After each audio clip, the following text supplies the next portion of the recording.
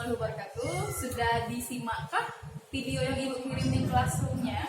Sudah. Ibu yakin anak-anak Ibu sudah menyimaknya dengan cukup baik. Nah, mungkin ada yang masih bingung, tapi tenang saja. Hari ini Ibu akan jelaskan materi bahasa Indonesia kita yang sama dengan buku paket kalian juga. Ini buku Ibu agak SOP ya, maklum dibuka terus. Jadi buku ini bisa kalian jadikan pedoman untuk pegangan di rumah. Jadi kita buka bab pertama, yaitu tentang teks berita. Sudah Ibu di sini? Ya. Mungkin anak-anak Ibu juga sudah pernah sebelumnya mendengarkan berita atau menonton berita ya kan di televisi, radio ataupun juga di smartphone kalian. Bagaimana tuh teks berita tersebut? Jadi kalau misalkan untuk secara pengertian, Ibu letakkan buku dulu. Ya. Jadi untuk secara pengertian bahwa teks berita memiliki arti teks yang menyampaikan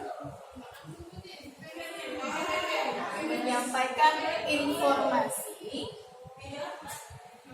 yang bersifat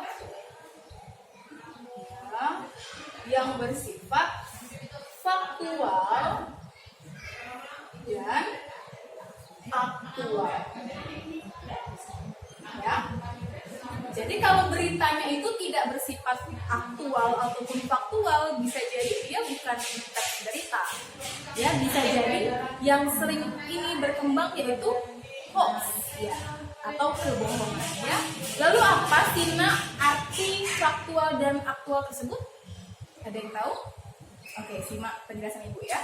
Jadi kalau misalkan dia faktual, berasal dari kata fakta ya, yang berarti ya benar sekali berdasarkan fakta atau kenyataan. Berdasarkan fakta atau kenyataan. Jadi dia benar-benar terjadi ya nak ya, benar-benar terjadi dan tidak dikarang-karang ataupun dibuat-buat. Nah, lalu satu lagi ada yang namanya aktual. Suka tuh di berita, misalkan pembawa beritanya bilang kayak gini, kami sampaikan dengan aktual dan terpercaya. Sering kan kayak gitu? Iya, karena aktual sendiri artinya terkini atau berita yang sedang dibicarakan. Kalau zaman sekarang itu nak suka disebut dengan viral, ya kayak gitu. Jadi asalkan dia sesuai fakta dan juga dia bisa bersifat aktual, itu sudah mewakili dan sudah mencukupi bahwa dia disebut dengan teks berita. Paham sampai sini? Ya, oke. Sekarang lanjut lagi, bisa kalian ambil lagi bukunya. Kita buka sama-sama ya. Kita buka halaman 2. Ya. Nah, ini halaman 2. Aduh, sedih sekali Ibu melihat buku Ibu ya. Ya, di sini ada halaman 2, ada di situ disebut dengan unsur-unsur berita. Apakah anak-anak itu sudah pernah waktu kelas 7 atau SD belajar unsur-unsur berita? Sudah ya, insya Allah sudah. Pernahkah kalian mendengar istilah 5W plus 1H? Pernah? Ya. Karena itu yang akan kita belajar ya. Jadi di dalam buku kalian itu berisi yang namanya unsur-unsur berita. Kalau dia di bahasa Inggris itu namanya 5W plus 1H. Tapi karena kita di bahasa Indonesia, maka kita menyebutnya dengan istilah adik simba. Ya, itu cara cepat untuk menghafalnya ya. Jadi ada istilah adik simba. Kok ada yang kecil, ada yang besar tulisannya? Iya, itu mewakili setiap kata tanyanya. Jadi adik simba di sini adalah wakil dari unsur berita. A, unsurnya adalah apa, ya. Jadi apa yang ada di dalam berita tersebut? Apa yang ada atau kejadian apa yang ada di dalam berita.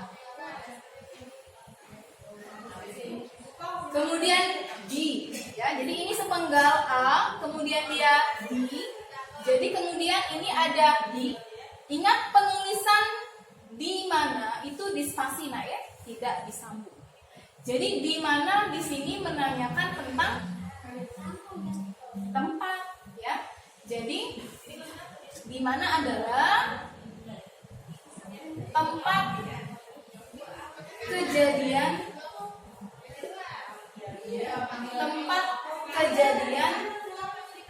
berita.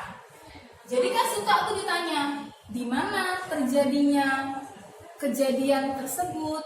Nah, itu sudah mewakili unsur-unsur berita yang harus ada dalam sebuah teks berita.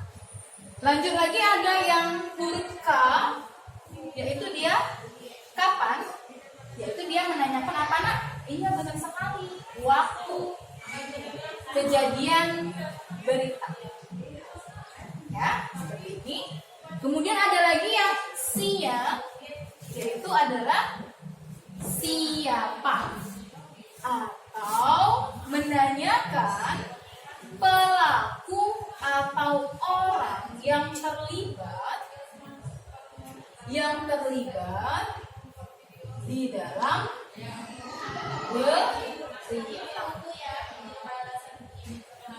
Kemudian yang M adalah unsur mengapa. Biasanya kalau ada kata tanya mengapa itu selalu dijawab dengan karena. Contoh misalkan, mengapa kamu tidak masuk sekolah? Kira-kira kalau mengapa dia nanya apa? Ya, benar. Menanyakan alasan, ya. Jadi alasan terjadinya kejadian atau berita tersebut.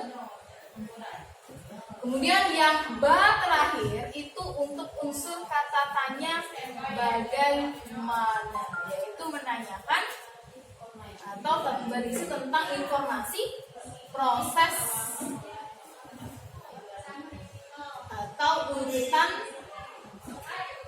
berita tersebut terjadi. Oke, sekarang Ibu rangkumkan ya.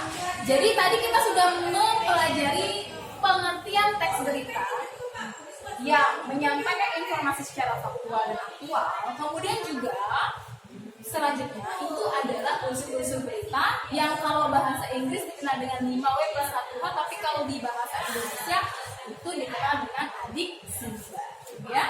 Nah, sampai sini dulu materi hari ini. Bisa kalian baca contoh teks berita itu di halaman 2, buku cetaknya itu di halaman 2. Ada tentang berita pelabuhan penyeberangan Merak mulai dipadati.